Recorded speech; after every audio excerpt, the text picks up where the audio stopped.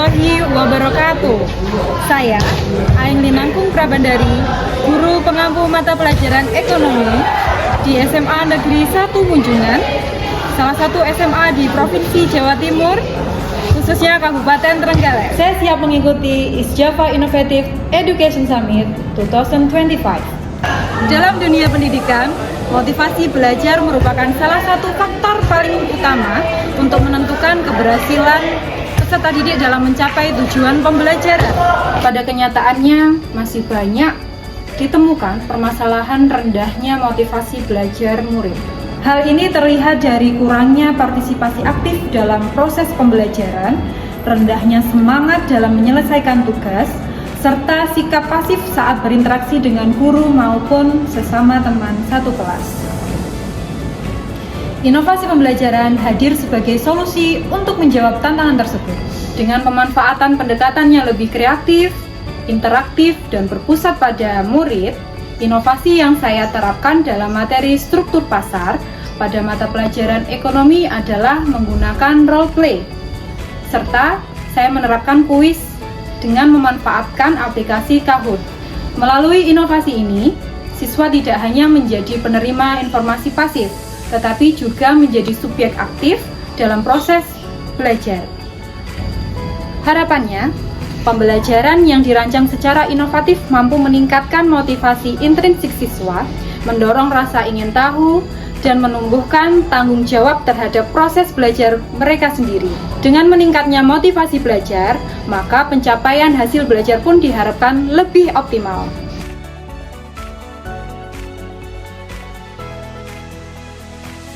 Sasaran dari inovasi pembelajaran melalui metode role play dan kuis interaktif menggunakan aplikasi Kahoot dalam materi struktur pasar pada mata pelajaran ekonomi adalah: yang pertama, siswa kelas 10 SMA yang sedang mempelajari materi struktur pasar, khususnya yang menunjukkan motivasi belajar rendah atau partisipasi yang pasif dalam proses pembelajaran konvensional.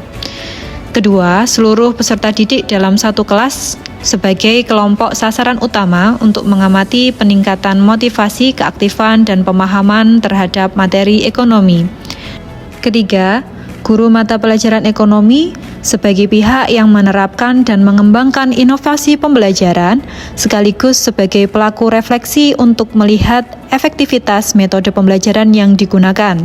Keempat, lingkungan kelas sebagai ekosistem pembelajaran yang diharapkan dapat berubah menjadi lebih interaktif, kolaboratif, dan kondusif bagi pengembangan motivasi dan keterampilan belajar siswa.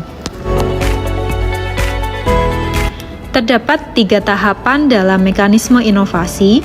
Yang pertama yaitu persiapan, yang kedua pelaksanaan pembelajaran, dan yang ketiga evaluasi dan refleksi.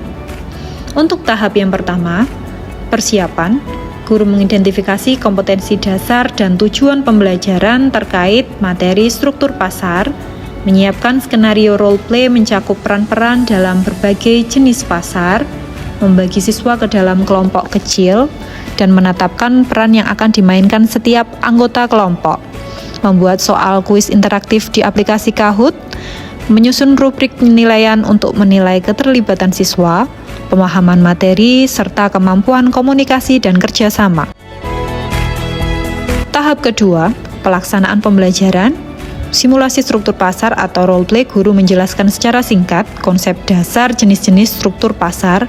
Siswa diberikan waktu untuk berdiskusi dalam kelompok, memahami skenario yang diberikan, dan menyiapkan peran masing-masing. Setiap kelompok tampil melakukan simulasi sesuai jenis pasar yang ditugaskan. Setelah masing-masing kelompok tampil, dilakukan refleksi singkat untuk mengaitkan simulasi dengan teori yang dipelajari.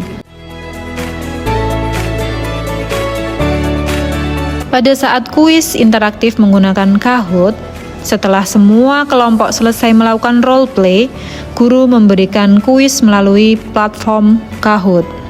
Kuis terdiri dari beberapa soal pilihan ganda. Siswa mengakses kuis melalui perangkat masing-masing, menggunakan handphone, dan menjawab secara langsung. Guru menampilkan hasil kuis secara real-time untuk merefleksikan pemahaman siswa dan memotivasi antusiasme belajar.